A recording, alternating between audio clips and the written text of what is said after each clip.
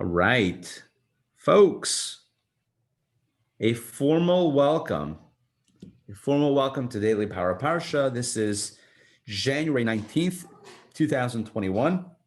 It's a Tuesday. We are beginning our exploration of the Torah portion of Bo, which is the third portion in the book of Exodus. So we have Shmos, Va'era, Bo. Those are the three portions that we have. Those are the first three portions. And again, we're studying portion number 3. Okay, this is the portion that actually explores the Exodus. Not explores, but tells us about the Exodus, but we're not there yet. We're just starting the portion. It's the third day of the week. We'll see how far we get, either the first two, maybe the first 3 readings. We'll see how far we get today. All right, let's begin. This is Exodus chapter 10, verse number 1. The Lord said to Moses, "Come to Pharaoh, for I have hardened his heart and the heart of his servants in order that I may place these signs of mine in his midst." Now, this is very important on a number of levels. So first of all, number 1, the Torah tells us the language that God says to Moses here is come to Pharaoh. Hey, Mark, good to see you. Hi. It's come to Pharaoh. Now, that's interesting because you would think the language would be go to Pharaoh, right? God is telling Moses, go to Pharaoh. What's this come to Pharaoh? When the difference between go and come is that go means go elsewhere. Come is come to me. So why is God saying come to Pharaoh? It seems to be a very weird or not intuitive language. Again, why not lech el Paro, go to Pharaoh? Why come to Pharaoh? So I'll share with you a Hasidic interpretation, and that is that what God is saying is come with me to Pharaoh. In other words, you don't think that you're handling this yourself. I'm sending you, go to Pharaoh, you're on your own. No, come with me. You have to add in a few words written in English, but come with me to Pharaoh. And this is true not only with Moses and his Pharaoh, but it's true of us and our own personal pharaohs. Each of us has a Pharaoh. Each of us has our challenges and our demons and our, I don't want to make it sound too dramatic, but our pharaohs, the thorns in our side and the challenges and the limitations, whether from outside or from inside. And the Torah is telling us, Hashem is telling us that you should know that the moment that you decide to nobly take on your challenge, not alone, but you have strength, you have power, you have assistance from above, siyata d'shmaya, which is Aramaic for help from above, help from heaven. And that's what it means. Come, one of the meanings of come to Pharaoh, come, God says, come with me. I'm going with you to Pharaoh. You're not alone. Okay, so that's one insight on the opening verse. Second insight is God says, again, this is already multiple times that God says this. God says, I have hardened his heart and the hearts of his servants, but mainly hardened his heart, the heart of Pharaoh. Now, I'm going to get into today, I promised this, I think 2 weeks ago, but today I do want to get into the issue of free choice. Was Pharaoh's free choice inhibited? Was it taken away? Was it removed in this process?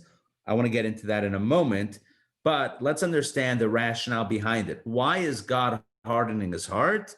In order that I may place these signs of mine in his midst. In other words, these signs is a euphemism for the plagues. In order that the plagues strike Pharaoh and his servants, Egypt. And second reason, in order that you tell into the ears of your son and your son's son, your grandson, how I made a mockery of the Egyptians, and that you tell him my signs that I place in them, and you will know that I am the Lord. In other words, the plagues have a dual purpose. They are for Pharaoh and the Egyptians, but they're also for the Jewish people, right? There's a benefit. Well, okay, benefit is an interesting word choice, but there is I don't know if it's a benefit to Pharaoh, but it's a lesson to Pharaoh, right? The 10 plagues are a lesson to Pharaoh about who's in charge, about right versus wrong, about freedom versus oppression, about God versus whatever idols. That's one message, but it's also a message for the Jewish people. I mean, look, we have a Seder and we're able to pour 10, instances of wine because of the 10 plagues. If we only had one, if God didn't harden Pharaoh's heart, the story would be that much shorter and that much less dramatic. So again, I don't mean to make light of this. I'm just saying that the Torah itself, quoting God, is citing two rationales in these two verses for why the plagues and why the hardening of Pharaoh's heart. In other words, to educate Pharaoh and the Egyptians properly and to educate the Jewish people for all time. I'm going to get back to the free choice question in a little bit. Let's continue. So Moses and Aaron came to Pharaoh and they said to him, by the way, last week we had 7 of 10 plagues, which means that we have the last 3 plagues in this parsha. So they came to him and said, so said the Lord, the God of the Hebrews, how long will you refuse to humble yourself before me? Let my people go. Classic. How'd they know? Let my people go and they will worship me. By the way, that second half of the verse is often forgotten. It was never let my people go. That's it, full stop. It was always let my people go so that they will worship me or serve me. This is, and by the way, that's not Moses saying, let my people go. That's Moses quoting God saying, let my people go with a capital M, right? God is saying, let people go so that they will worship me. In other words, and let me explain the depth of this message. So it would be one thing for Moses to say to Pharaoh, Pharaoh, you're a bad guy. You're violating the civil liberties, the civil rights of these people. You're oppressing them. You're violating all sorts of human, the contracts that we have to take care of each other and to not oppress each other. You're a terrible guy, Pharaoh. Let my people go. That's one message. There's another message. And maybe it's a little bit more subtle. Maybe it's a little bit more simple, but it's, Pharaoh, I'm sorry. We don't have time to be here. We can't serve you. We need to serve something higher than you. In other words, we don't have time. It's not about, human rights. It is also about human rights, but it's not really about human rights or whatever. We have a higher calling. Pharaoh, we don't have time to deal with, your pyramid schemes, as I've joked about before, right? We don't have time to deal with the stuff here. We have bigger fish to fry. We have some higher worship to take care of. It's another message. It's actually a radically different message. I think it's a more sustainable message. We've talked in the past about how a necessary ingredient for freedom is a higher calling. What's happened historically when you look at peoples or societies that have experienced a form of liberation without a higher mission, we know what happens. It kind of just circles and doesn't really go anywhere. It's not inspiring, and it doesn't have longevity. The unique messaging of the Jewish Exodus is not just let my people go. It's let my people go and they will worship me. That's a very important piece of it. It's not just about the Exodus. It's also about getting the Torah and getting a divine calling and a mission.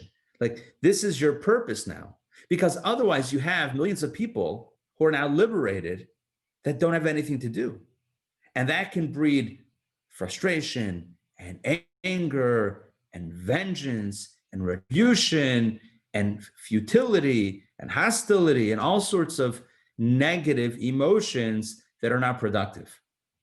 Part and parcel of the Exodus is not just freeing people, the Jewish people, but also giving them a purpose beyond victimhood. You with me on this? Or beyond freedom from victimhood. So the problem in many situations is that people are freed from victimhood, but not given the tools to express the next step or a higher calling. And so then the definition is we were former victims. And that's where it ends. But that's not enough to keep a person going in a healthy way. That's why it's really important that the messaging from the beginning, from God to Moses to Pharaoh, was let my people go and they will worship me. There's a higher calling here that needs to be taken care of. All right. Does that make sense what I just said? Yes? Okay. Verse 4, for if you refuse to let them go, behold, tomorrow I'm going to bring locusts into your border. That's, by the way, plague number 8. For those keeping count at home, locusts are plague number 8. And they will obscure the view of the earth. By the way, I need to jump in now because every few years, there's a report from the Middle East about locust infestation. You ever see that? Like swarms of locusts? Yeah, legit. Listen, I'm not saying that it was a natural phenomenon, but by the way, hold on, let me qualify something. People have told me that they've seen like Discovery Channel and other things that talk about how all of the 10 plagues could be the result of natural phenomena, and that's fine. I don't have a problem. So and I've been asked, so what do you say about that? As a rabbi, you believe in the Bible. I don't have a problem with that, right? Because nature, as we've discussed many times, is also in the hands of God. So the fact that 10 crazy, even if you want to say they're natural phenomena, the fact that they hit Egypt one after the other, is that not a miracle, right? Is it not a miracle when something works out exactly the way you need it to work out? Of course it's a miracle. Different definitions of miracles. Anyway, so the locust will be so heavy, the locust infestation will be so heavy that they are going to obscure the view of the earth. We won't be able to see the land because of the locusts.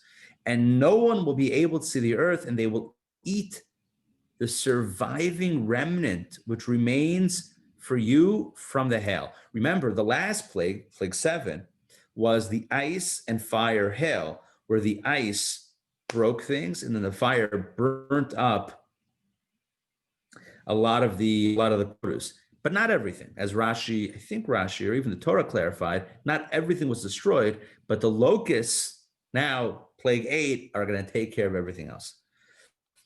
And they will eat all your trees that grow out of the field. By the way, it says that the hail, going back to plague number 7, I didn't mention this last week, the hail broke and destroyed the plants or the vegetation that was stiff. Anything that's a stiff growth, the hail destroyed.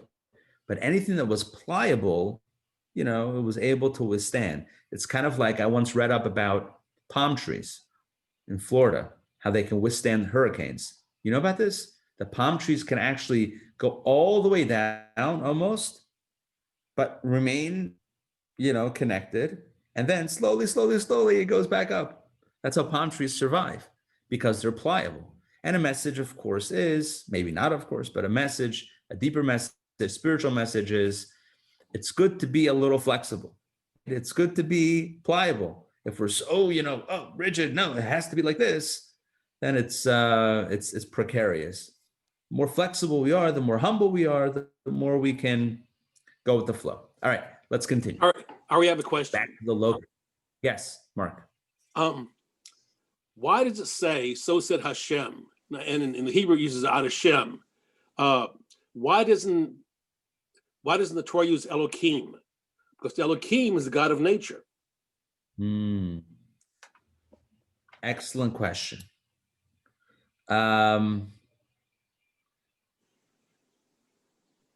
Yeah, this is what you're referring to in verse number 3. Yeah. Right? Yeah. But God is saying, so said Hashem, the 4-letter name of God. Good. So Pharaoh believed in nature. Now, did Pharaoh believe that there's a higher God that runs everything, one God that runs everything? No, but he believed in the forces of nature. So Elohim is not really sufficient of an education. Really, the entire Exodus was about teaching the world and the Jewish people about Hashem, the 4-letter name of God, i.e. that which transcends nature and creations. So let me explain. there's two ways you can know God from creation. In other words, I'm going to stop sharing for a second. You can say, look, the world exists and it can't exist by itself because what system self-generates and is self-perpetuating? It doesn't make sense, right? If anything exists, we always intuitively seek out the answer. Well, who created it, right? A book has an author, art has an artist, right? Ideas have creators. Everything has a source. So somebody says, oh, look, I see the world. I see all of the entire universe. There must be a creator, Hashem. That's understanding God through the lens of creation, which is a valid form of discovering God. But Judaism believes that God exists also beyond creation. It's like a child that thinks about their parent only in terms of the parent parenting the child, right? That the child is looking at the parent and saying, you exist vis-a-vis my existence, right? That's how we refer to God when we think of God as the creator.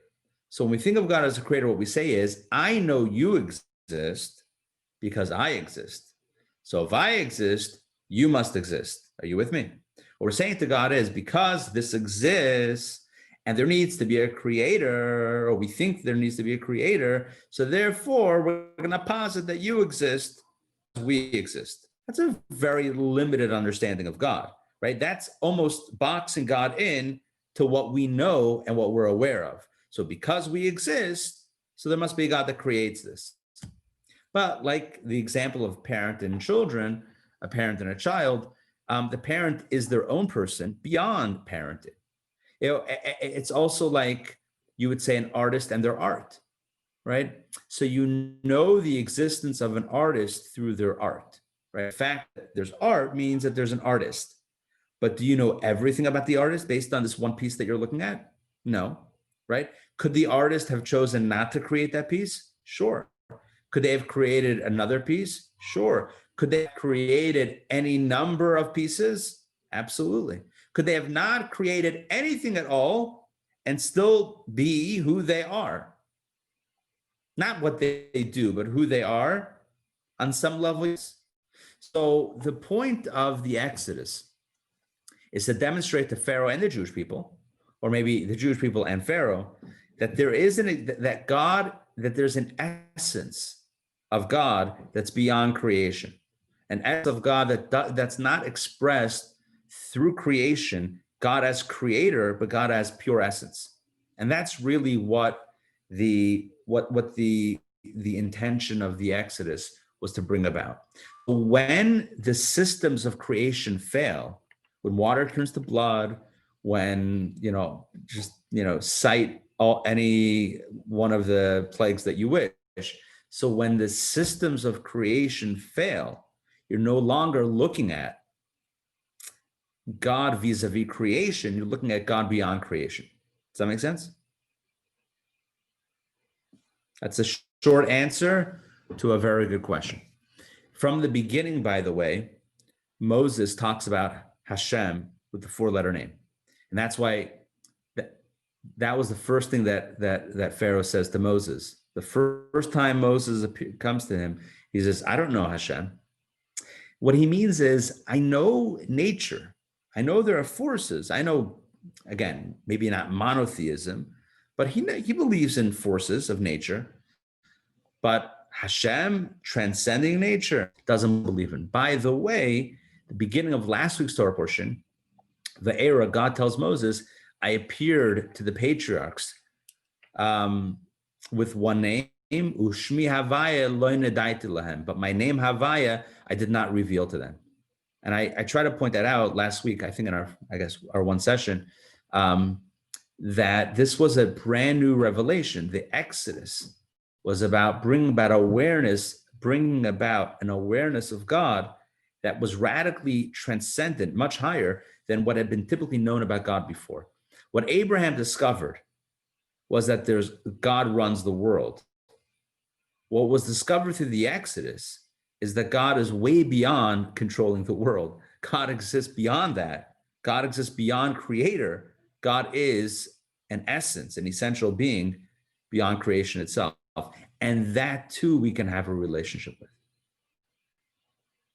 That's why the first of the 10 commandments begins, Anochi, Hashem, Elokecha.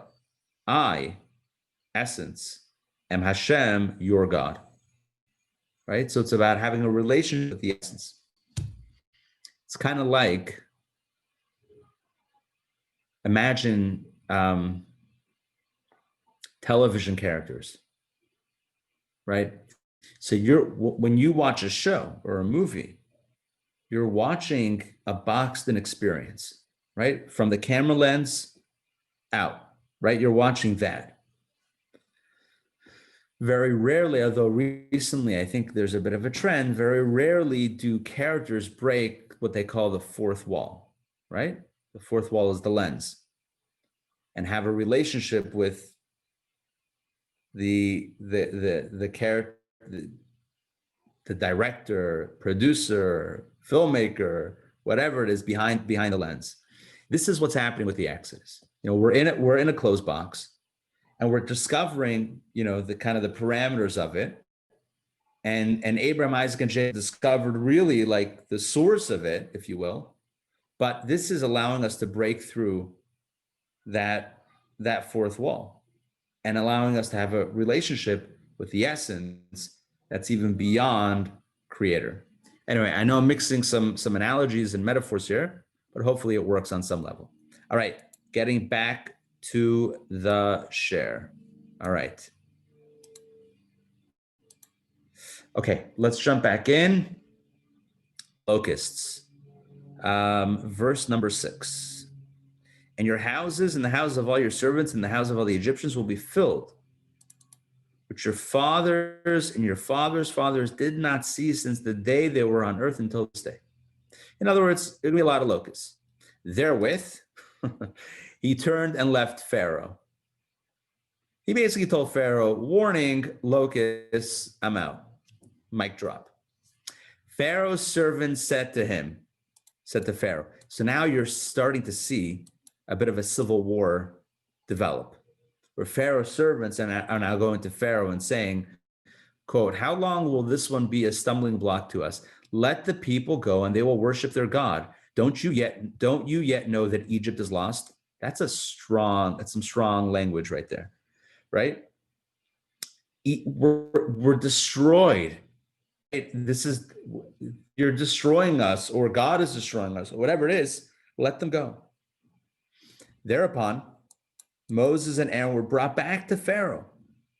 So it worked. Well, it's only the 8th plague, so you know it didn't really work. But okay, so thereupon, Moses and Aaron were brought back to Pharaoh, and he said to them, go, worship the Lord your God. But a quick question, who are going? Like, you've been asking to worship God, 3-day journey in the desert. You don't want to do it in Egypt because, you know, it's the cattle, some of the animals that you worship are gods of the Egyptians. Fine. But who exactly do you wish to take out for this thing? So Moses said, with our youth and with our elders, we will go, with our sons, with our daughters, with our flocks, with our cattle, we will go, for it is a festival of the Lord to us. In other words, everybody's going. Where it's not just the men, the adults, right? It's not just the men and women. It's not just the kids. It's everybody. All our possessions, the animals, all the people, we're all out of here.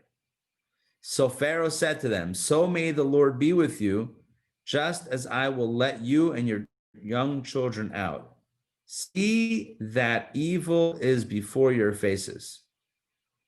Not so. Let the men go now and worship the Lord, for that is what you request. And he chased them out from before Pharaoh. Basically, what he was saying is no deal, right? I'm not going to let you and your young children out, only the men, otherwise no deal. And he chased them away. Okay. So obviously no deal, no deal. You don't want to let the kids out also. And this is, by the way, a powerful message for us, that religion, pardon the interruption, that religion is not just for the adults, it's also for the kids. I don't know that American Jewry needs that lesson. I think sometimes we need it the other way around, not just for the kids, it's also for the adults. Sometimes, it could be all focused on educating the kids, but we could also forget about ourselves. I mean, present company excluded, you and I are obviously here as adults learning Torah, right, on a daily basis. But in general, sometimes it becomes about the kids. But with Pharaoh, it was no kids. From the beginning, Pharaoh was trying to stop Jewish continuity, right? Throw the boys in the Nile, or kill the boys, raise the girls steeped in Egyptian philosophies, whatever, assimilation, fine. So Pharaoh is showing his colors once again. Let's continue second reading. Exodus chapter 10, verse number 12. The Lord said to Moses, all right, he didn't listen. So stretch forth your hand over the land of Egypt for the locusts. It's almost like summon the locusts, and they will ascend over the land of Egypt, and they will eat all the vegetation of the earth, all that the hail has left over. So, you guessed it, Moses stretched forth his staff over the land of Egypt, and the Lord led an east wind in the land all that day and all the night. By the time it was morning, the east wind had borne the locusts. Always be aware of an east wind accompanied by locusts. All right, the locusts ascended over the entire land of Egypt, and they alighted within all the borders of Egypt, very severe. Before them, there was never such a locust plague, and after it, there will never be one like it. Now, it doesn't say that there will never be a locust plague, but never such a locust plague. There are locust infestations, but never like this, not before and not since. They obscured the view of all the earth, and the earth became darkened, and they kind of blocked the sun. And they ate all the vegetation of the earth and all the fruits of the trees, which the hail had left over, and no greenery was left in the trees or in the vegetation of the fields throughout the entire land of Egypt. No more farmers' markets in Egypt after this plague. Pharaoh hastened. So the plague hit. So what happens? Pharaoh hastened to summon Moses and Aaron, and he said, my bad. I have sinned against the Lord, your God, and against you. Right? I made a mistake. But now, forgive now my sin only this time, and entreat the Lord your God, and let him remove from me just this death. Please forgive me. There goes Pharaoh again, Pharaoh being Pharaoh, right? I'm sorry, I'll never do it again. Sure. So Moses, left Pharaoh and entreated the Lord. And the Lord reversed a very strong west wind, right? East wind brought the locusts, and now you have a west wind, and it picked up the locusts and thrust them into the Red Sea. Not one locust remained within all the borders of Egypt, not even your standard local locust. All of the locusts were ceremoniously or unceremoniously carried away. But once again, the Lord strengthened Pharaoh's heart, and he did not let the children of Israel go out. Hey. The Lord said to Moses, stretch forth your hand toward the heavens, and there will be darkness. Oh, this is plague number 9. And there will be darkness over the land of Egypt, and the darkness will become darker. So not only darkness, but the darkness will become darker. So Moses stretched forth his hand toward the heavens, and there was thick darkness over the entire land of Egypt for 3 days. Now, what does it mean, thick darkness? So the Torah clarifies. They did not see each other, the Egyptians, and no one rose from his place for 3 days. That's what it means that it was thick darkness. It was actually physically thick. It was so dark, it was tangibly thick. But for all the children of Israel, there was light in their dwellings. The contrast of the Egyptians being in the darkness and the Jewish people, children of Israel, being in light is that contrast is specified right here in the Torah itself. So a few things about the plague of darkness. So number 1, As I mentioned, according to most commentaries, the darkness actually was tangible. It wasn't just a visibility issue. It was a tangible thickness, if you will. Now it's hard to imagine what that means. It's hard to, you could say that no one rose from his place for 3 days because they couldn't see and it was dangerous. If you can't see, then you don't want to leave your house. You want to leave your place because you don't know where you're going. That's reasonable to say. But again, our sages say that it was actually thick. The darkness was thick, and they physically couldn't move. They were stuck where they were in their place. But it's also a powerful message allegorically, spiritually. I want to reread verse 23 according to Kabbalah. Ready? They did not see each other. Right? What is the plague of Egypt? It's when people don't see each other. You can't relate to each other's suffering. And you can't empathize. And no one rose from his place. And when you see somebody in trouble, you don't care enough to actually get out of your place and do something about it. This is a plague of Egypt, so to speak. In other words, this is a malady or a sign of Egyptian, we're just going to put it as, as evil, as negative behavior, which is not caring about the other and not doing anything to help someone else out. That's not good. That we call negative, plague, etc. But for the children of Israel, there was light in their dwellings. In other words, the Jewish way is not that. It's to see the other person, to empathize with them, and most important, to rise up and to help the other in their time of need.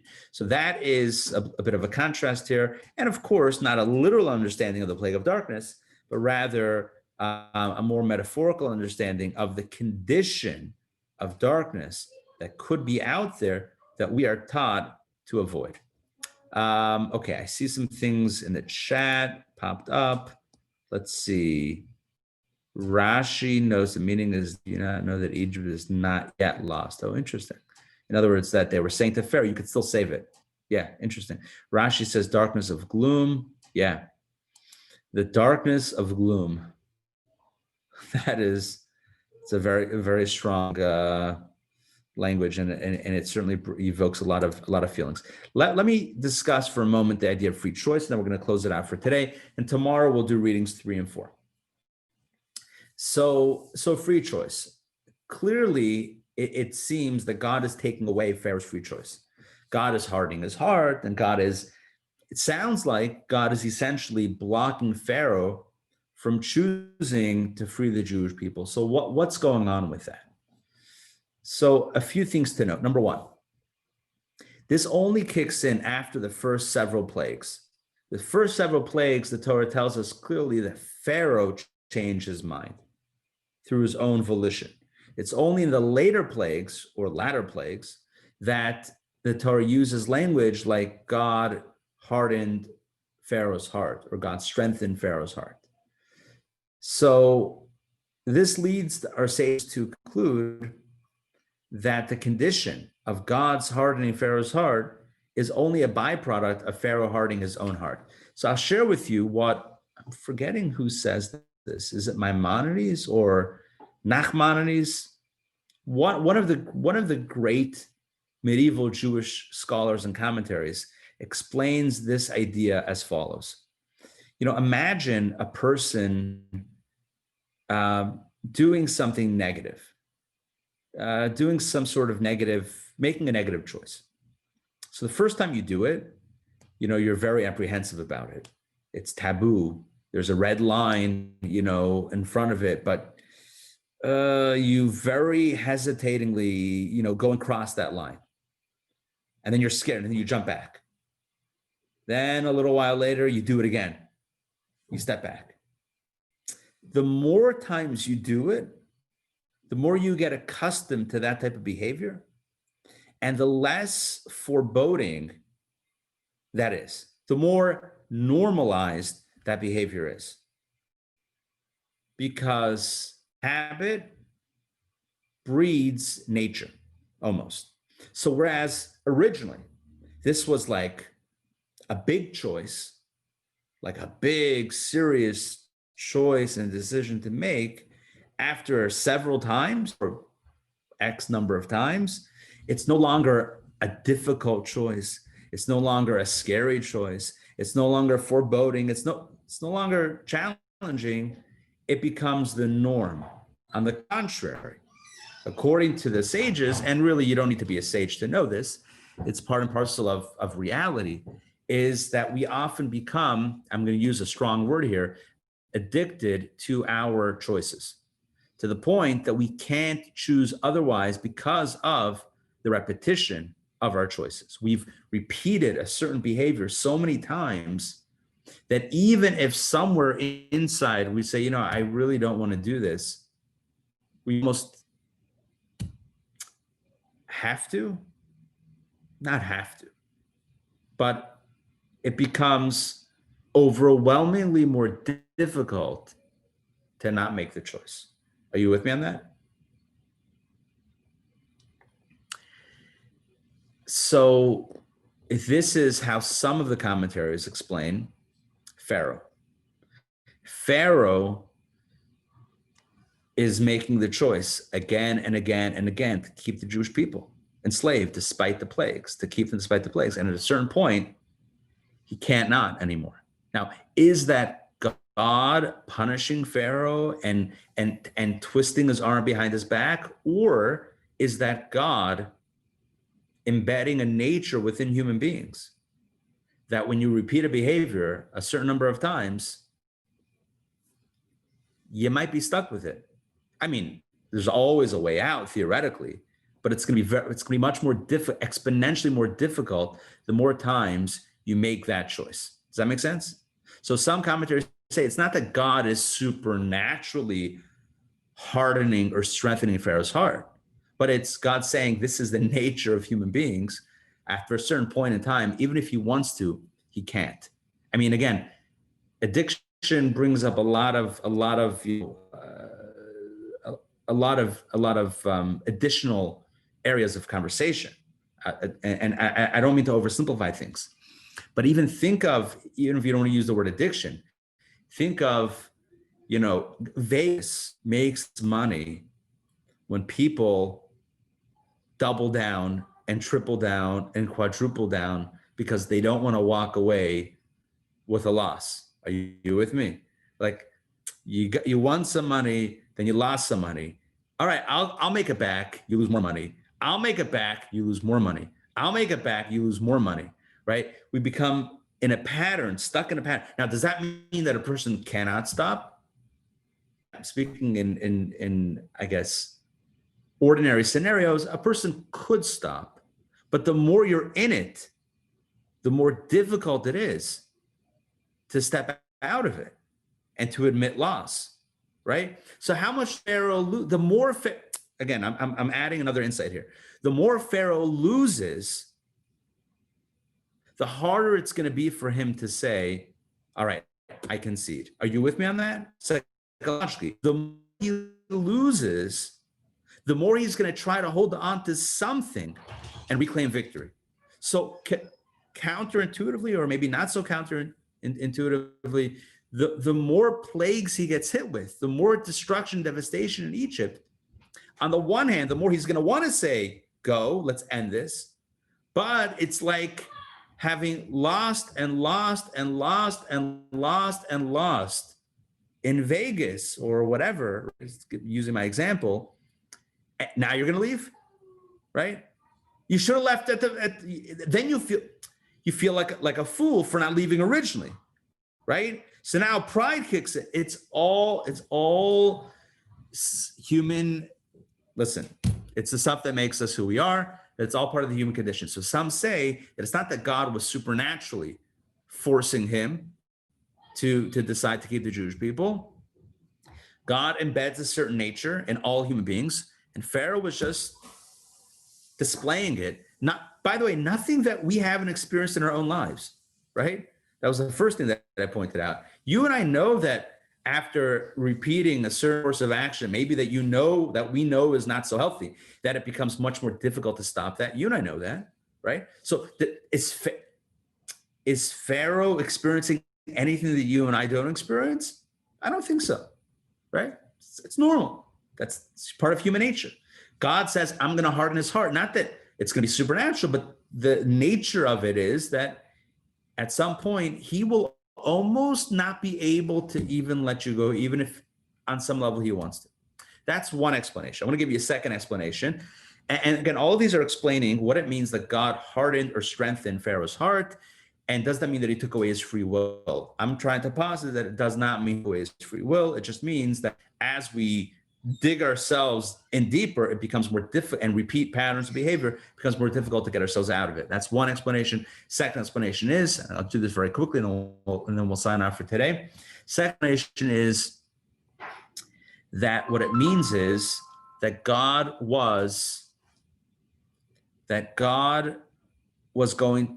is saying that I'm going to take away the external pressure that's pushing you toward letting the people go.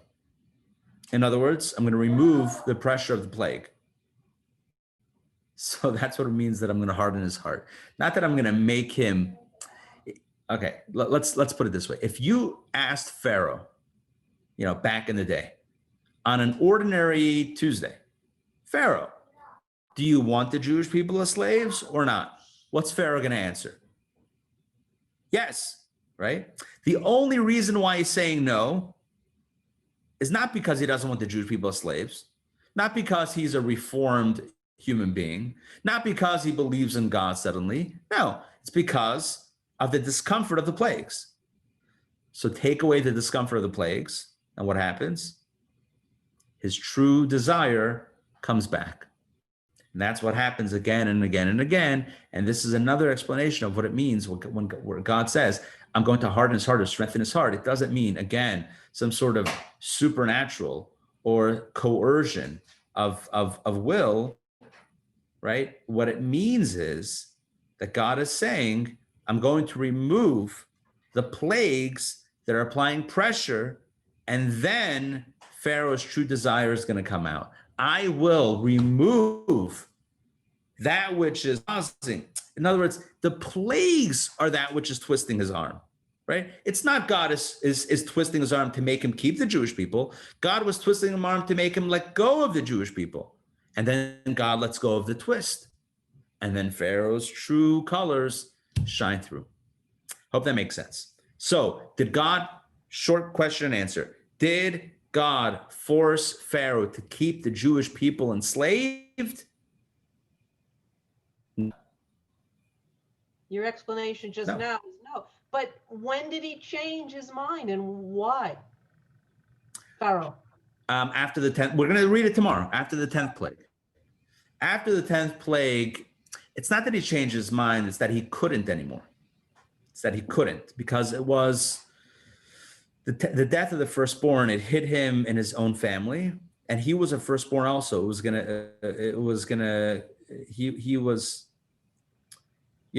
Mortality has a way of being a wake-up call in ways that you can make excuses and justifications, but when it comes down to mortality, that's usually a wake-up call. Was that artificial? Yeah, it was coercion. Ultimately, at the end, it was coerced. Not keeping the people, letting the people go was coerced. And that's why, again, spoiler alert, 7 days later, Pharaoh's chasing the Jewish people to get them back. Because again, once the threat on his life is removed and he has a few days to relax, what does he want? The same thing. He wants the Jewish people back as slaves. He's an example of somebody who is very committed to their position and really is not going to give up his position. Now, Kabbalah says we could learn a positive message from Pharaoh, idea of stubbornness, and for good things, by the way, not for human rights violations and that sort of thing, not for enslavement, but for good things, right? We should be committed. Pharaoh was committed, right? He was committed. Whatever high water, he was committed. Good. So we can also learn a lesson from Pharaoh to be committed.